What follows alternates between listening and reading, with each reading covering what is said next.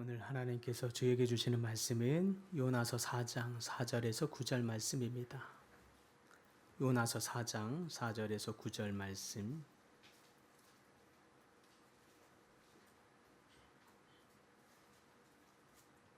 한 목소리로 함께 봉독합니다. 여호와께서 이르시되 내가 성내는 것이 옳으냐 하시니라. 요나가 성읍에서 나가서 그 성읍 동쪽에 앉아 거기서 자기를 위하여 초막을 짓고 그 성읍에 무슨 일이 일어나는가를 보려고 그 그늘 아래에 앉았더라. 하나님 여호와께서 박능쿨을 예비하사 요나를 가리게 하셨으니 이는 그의 머리를 위하여 그늘이 지게 하며 그의 괴로움을 면하게 하려 하심이었더라.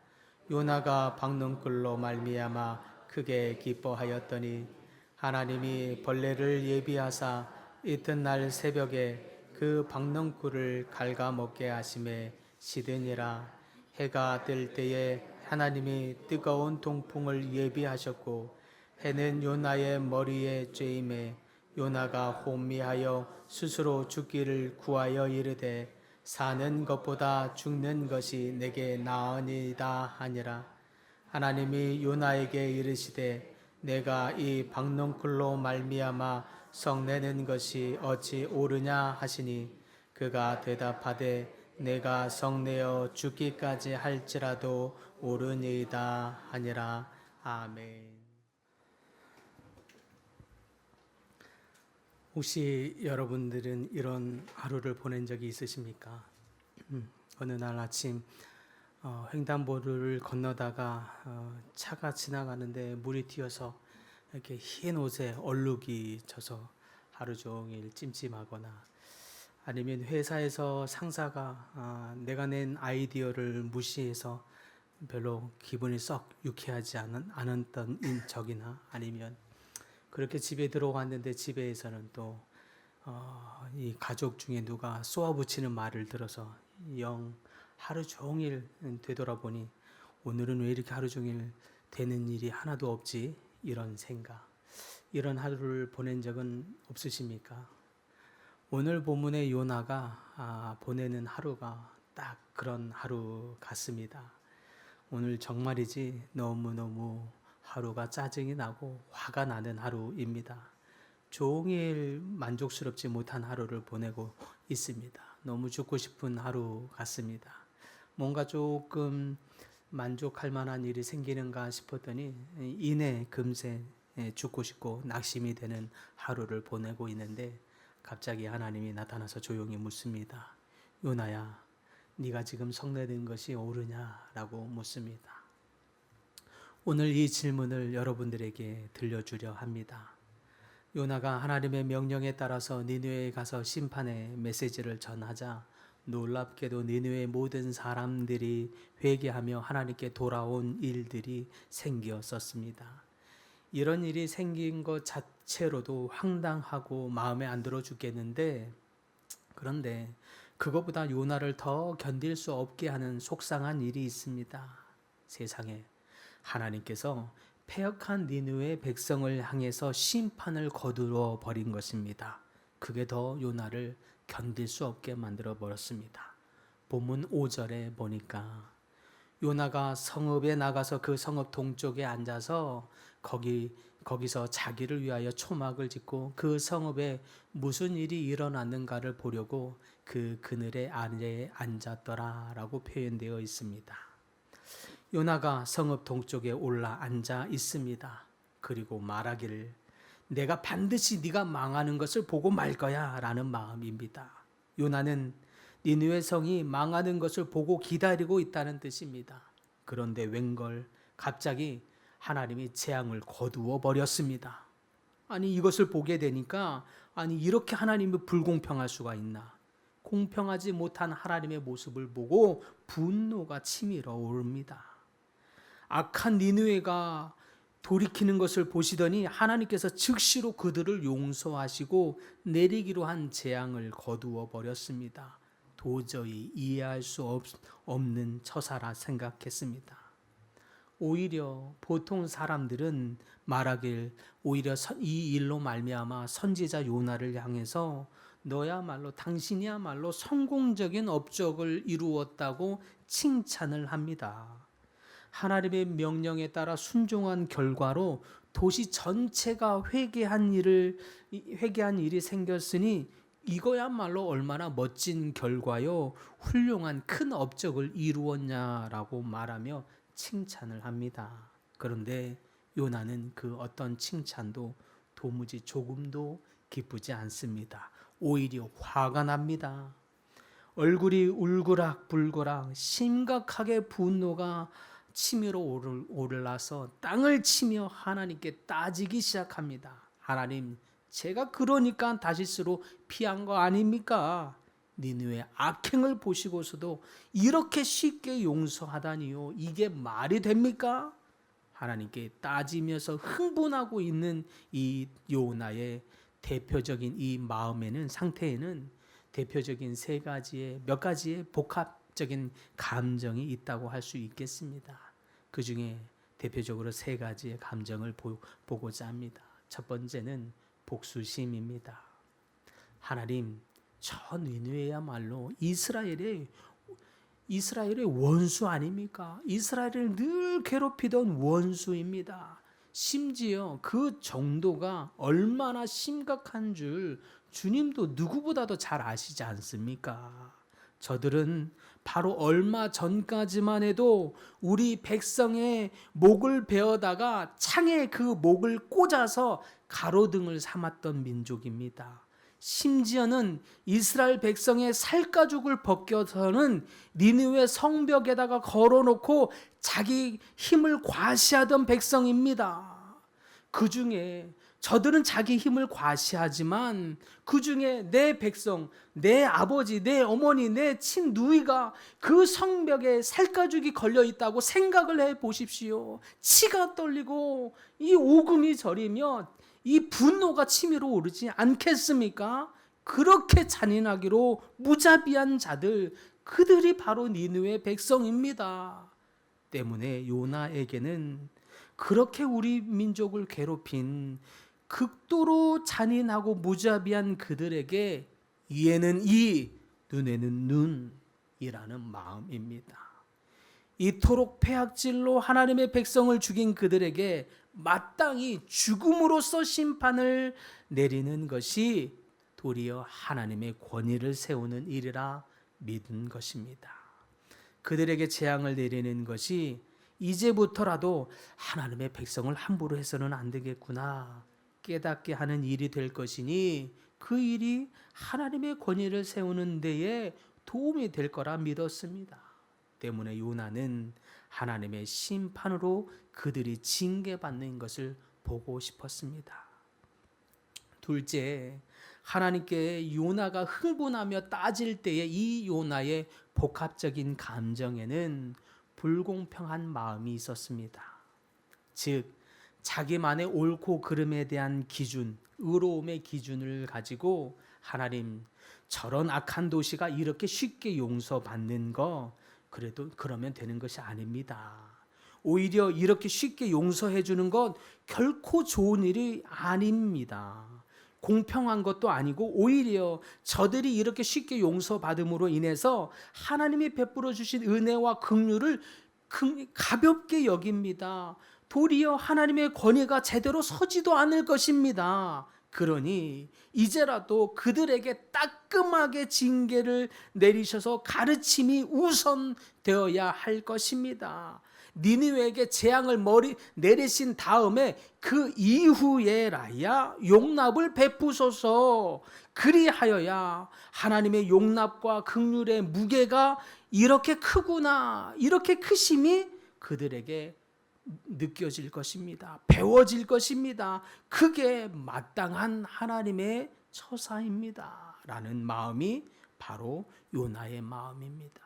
그래야 공평한 것입니다. 라고 여겼습니다. 요나는 이와 같이 자기가 생각하는 기준의 틀로 의로움의 기준을 가지고 하나님이 베풀고 있는 이 자비조차도 불공평하다고 판단했습니다. 셋째, 요나가 하나님께 불공평한 흥분하면서 따질 때의 복합 감정에는 또 다르게는 편견의 마음이 있었습니다.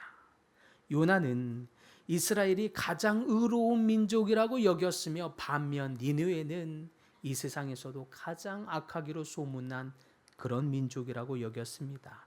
그랬기 때문에 하나님께 택함 받은 이 선민이라고 여겼던 이 이스라엘이 당연히 하나님께 사랑을 받는 것이 마땅하다고 여겼습니다. 그런데 웬걸 이방인이 하나님께 용서를 받다니요.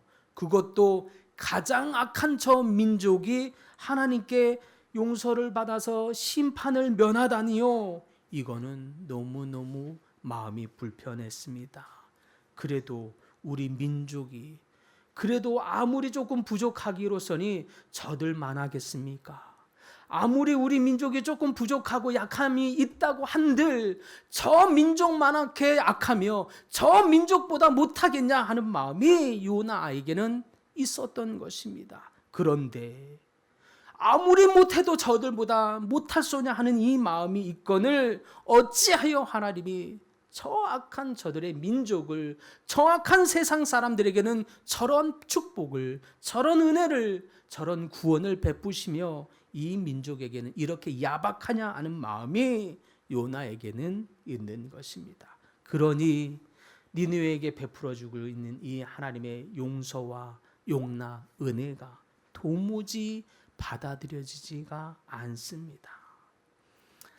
이상과 같은 이 요나 안에 있었던 이 복잡한 감정은 사실 극히 자기 중심적인 이 마음에서 비롯된 것이라 할 수 있겠습니다. 자기 중심적인 기준, 자기 중심적인 의, 자기 중심적인 생각과 뜻, 여기에서 비롯된 것이죠. 이스라엘이 용납받고 구원받는 것이 당연하다는 것, 이것조차도 자기 중심적인 것에서 나온 것입니다. 내가 은혜 받는 것이 합당하다고 여기는 마음도 사실 극히 자기 중심적인 마음에서 비롯된 것입니다. 마찬가지로 요나가 지금 분노하고 짜증내고 원망하고 승질내고 있는 이것조차도 굉장히 자기 중심적인 마음에서 나온 것이라 할 수 있겠습니다. 그런데 우리는 많은 경우 이와 같은 우리의 태도와 행동들, 옆에서 볼 때는 너무 이기적이고 너무 자기중심적인 것이 보이는데 정작 본인은 잘 모를 때가 너무 많죠. 심지어는 요나와 같이 자기의 행동에 포장하고 자기 행동을 합리화하고 있으면 더욱 자기 행동에 옳다고 믿고 의롭다고 당연하다고 믿기 때문에 더 깨닫지 못합니다. 심지어는 그 분노로 말미암아 하나님의 거룩함과 의를, 하나님의 성품을 드러내지 못하고 있는 경우에서조차도 나름의 합리화로 포장하고 있는 경우들도 있습니다. 그러자 하나님은 요나와 같은 이 자기중심적인 마음을 깨트리시기 위해 매우 흥미로운 세 가지의 도구를 사용하십니다.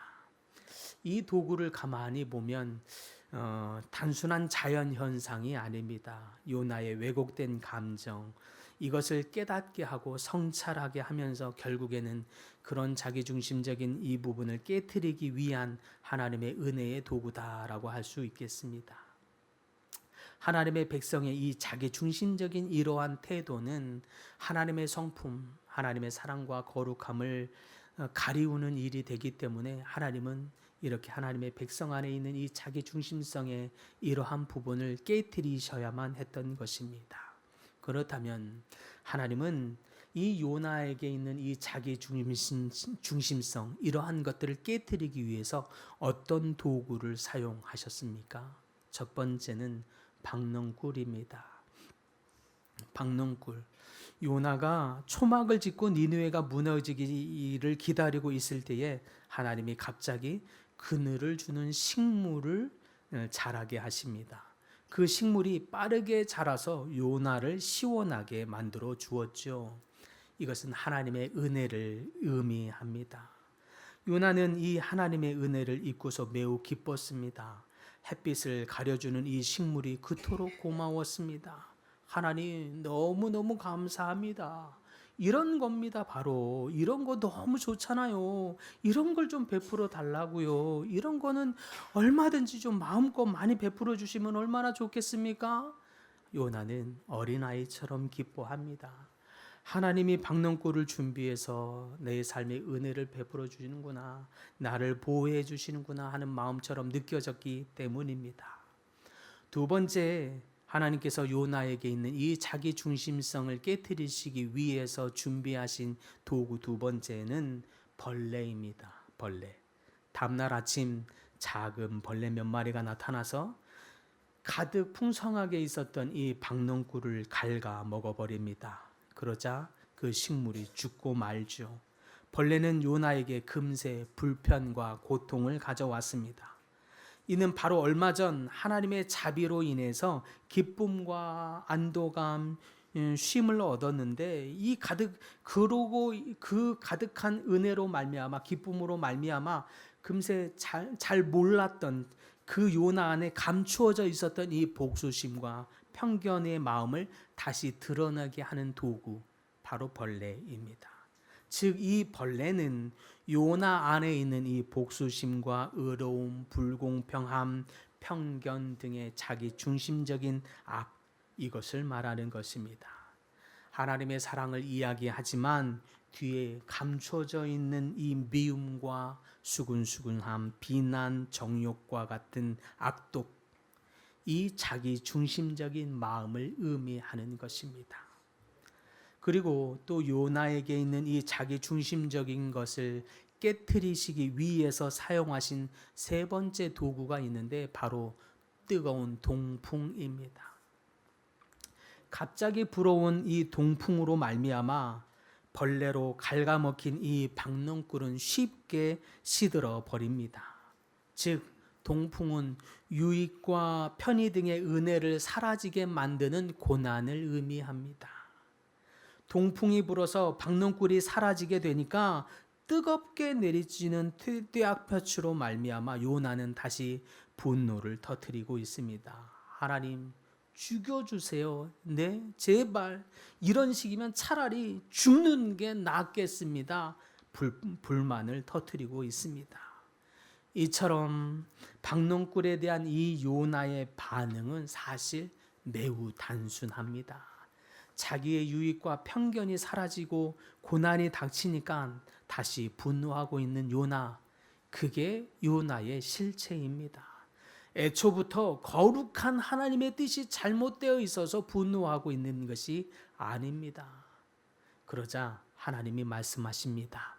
요나야, 네가 지금 성내고 있는 것이 옳으냐?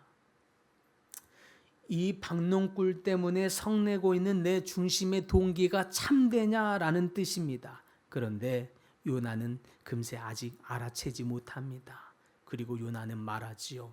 옳습니다. 내가 죽기까지 화내는 게 옳습니다. 타당하지요. 끝까지 성질을 굽히지 않으면서 자기가 한 행동에 뜻을 굽힐 마음이 없다며 완고한 태도로 자기 중심성을 드러내고 있는 요나입니다. 그런데 사실 이러한 요나의 분노를 드러내고 있는 이 장면 또한 어찌 보면 하나님께서 그의 분노를 유발했다고도 할 수 있습니다.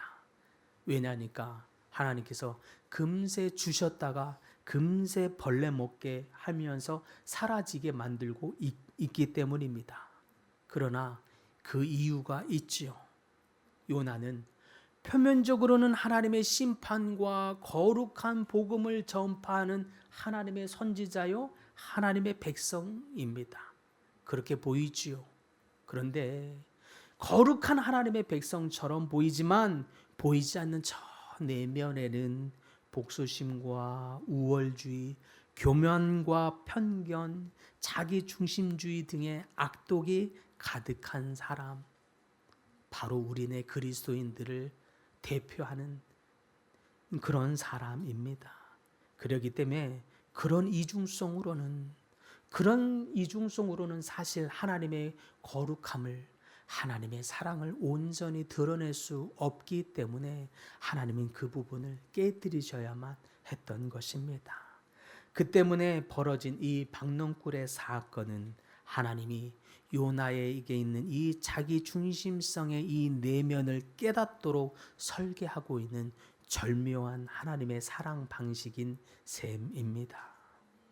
요나는 정말 거룩한 것 같았으나 자기 중심적인 육체의 사람답게 박농굴 하나로 웃고 그게 없어져서 분노하고 있습니다. 그 분노는 매우 하나님 중심적인 것 같고 하나님 말을 얘기하니까 거룩한 것 같았으나 철저히 자기 중심성입니다.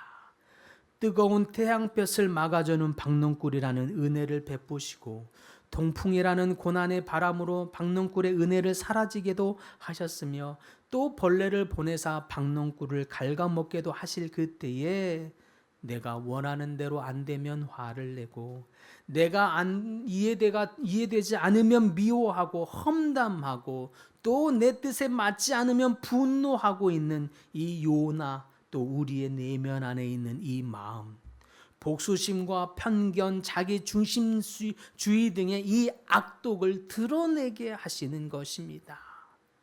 그러한 벌레와 같은 악독이 우리 안에도 있어서 그러한 것들이 하나님의 은혜를 갉아먹기도 하고 그러한 악독들이 하나님의 거룩함을 갉아먹기도 하며 그러한 것들이 우리에게 하나님이 우리를 통하여 세상 가운데 하나님의 사랑을 나타내고 하나님의 빛을 드러내고 세상의 소금의 맛을 나타내라고 했지만 정작 소금의 맛을 나타내지 못하는 그런 모습으로 있는 우리의 안타까움을 하나님이 다루시기 위해서 우리를 깨닫도록 하고 있는 것입니다.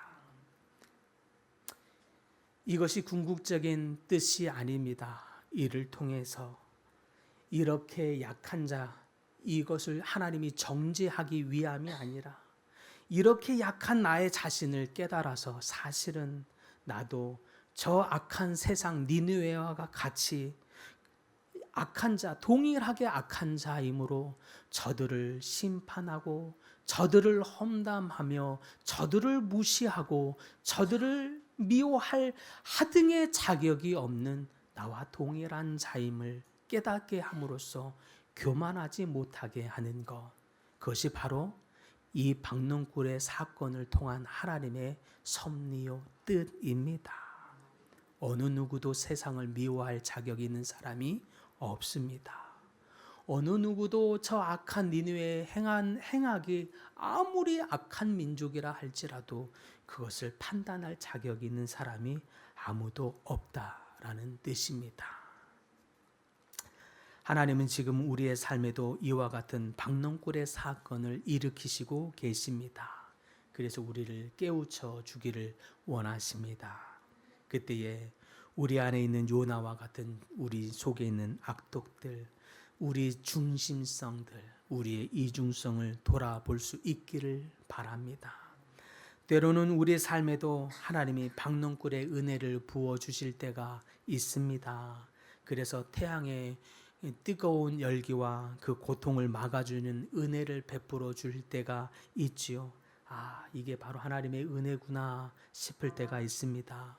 그런데 또 어느 때는 금세 벌레가 와서 언제 우리 삶에 은혜가 있었지 싶을 만큼 그 벌레로 인해서 은혜가 금세 사라지는 것 같은, 그래서 그 벌레로 인해서 은혜가 갉아먹는 일이 생길 때가 있기도 하고요. 또 뜨거운 동풍의 고난의 바람이 불어와서 우리 삶에 고통의 열기가 더해지는 그런 때가 있기도 합니다. 그렇게 여러분의 삶의 고통과 어려움이 닥칠 때에, 그럴 때 여러분은 어떻게 반응하십니까? 하나님은 여러분에게 묻고 계십니다. 지금 네가 성내는 것이 옳으냐? 지금 내 마음대로 네 뜻대로 되지 않는다고 성내는 것이 옳으냐? 하나님, 어찌하여 내 삶에 이와 같은 고통을 주십니까? 하나님, 내가 나름 이렇게 신앙생활 하는데 왜 하나님 내 삶에 은혜를 이렇게 베풀어 주시지 않는 것입니까? 왜 하나님 내 은혜는 이렇게 오는 것 같더니 금세 사라지고 마는 것입니까? 왜 내 삶의 은혜는 이렇게 가물에 콩나듯하며 고통은 이렇게 긴 것 같습니까? 불평하고 원망하고 짜증내고 있지는 않습니까? 그렇게 자신의 삶의 고통을 보면서 짜증내면서도 그러한 자기 중심성의 마음을 정당화하고 또 합리화하고 있지는 않으십니까? 사랑하는 성도 여러분, 하나님 앞에서 우리의 내면 안에 있는 우리의 분노와 편견, 미움과 복수심, 원망과 핑계, 불평의 뒤에 있는 이기적인 마음, 우리의 중심성을 주님 앞에 내려놓으십시다. 그리고 하나님 중심의 순전한 믿음으로 다시 서는 여러분들이 다 될 수 있기를 바랍니다. 하나님의 마음을 품는 사람이 될 수 있기를 바랍니다.